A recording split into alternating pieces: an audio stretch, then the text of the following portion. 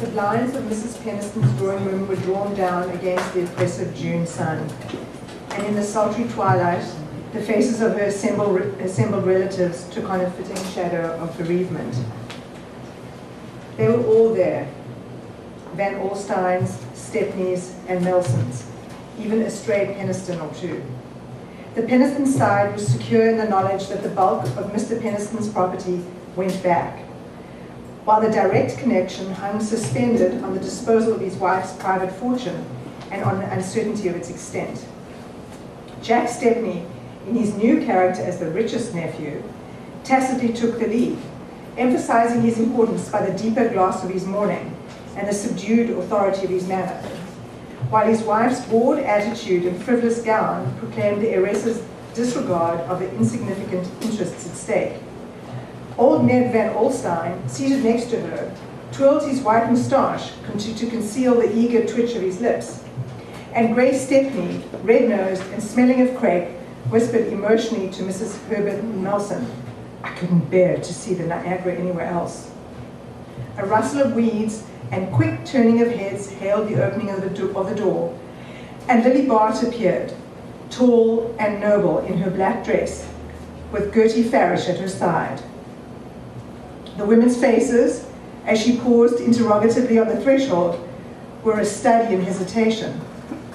One or two made faint motions of recognition, which might have been subdued either by the solemnity of the scene or by the doubt as to how far the others meant to go. Mrs. Jack Stepney gave a careless nod, and Grace Stepney, with a sepulchral gesture, indicated a seat at her side. But Lily, ignoring the invitation, as well as Jack Stepney's official attempt to direct her, moved across the room with her smooth, free gait, and seated herself in a chair which seemed to have been purposely placed apart from the others.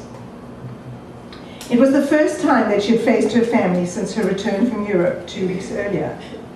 But if she perceived any uncertainty in their welcome, it served only to add a tinge of irony to the usual composure of her bearing. The shock of dismay with which she'd heard from Gertie Farish of Mrs. Peniston's sudden death had been mitigated almost at once by the irrepressible thought that now, at last, she would be able to pay her debts. It had been in the consecrated phrase, always understood, that Mrs. Peniston was to provide handsomely for her niece, and in the latter's mind, the understanding had long since crystallized into fact. "She gets everything, of course. I don't see what we're here for," Mrs. Jack Stepney remarked with careless loudness. "Well, it's only about 400,000. Lily, oppressed by the close atmosphere and the stifling odor of fresh mourning, felt her attention straying as Mrs. Peniston's lawyer, solemnly erect, began to rattle through the preamble of the will. It's like being in church, she reflected, wondering vaguely where Gwen Stepney had got such an awful hat. Then she noticed how stout Jack had grown. I wonder why rich people always grow fat. I suppose because there's nothing to worry them. If I inherit, I shall have to be careful of my figure, she mused, while the lawyer droned on through a labyrinth of legacies. The servants came first, then a few charitable institutions, then several remoter Nelsons and Stepneys. Ned Van Alstyne, Jack Stepney, and a cousin or two followed, each coupled with the mention of a few thousands.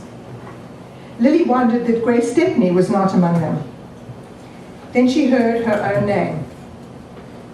To my niece, Lily Bart, $10,000. And after that, the lawyer again lost himself in a coil of unintelligible periods, from which the concluding phrase flashed out with startling distinctness. And the residue of my estate, to my dear cousin and namesake, Grace Julia Stepney.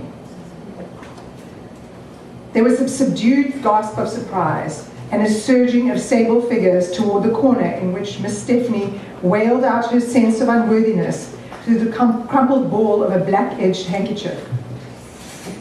Lily stood apart, feeling herself, for the first time, utterly alone.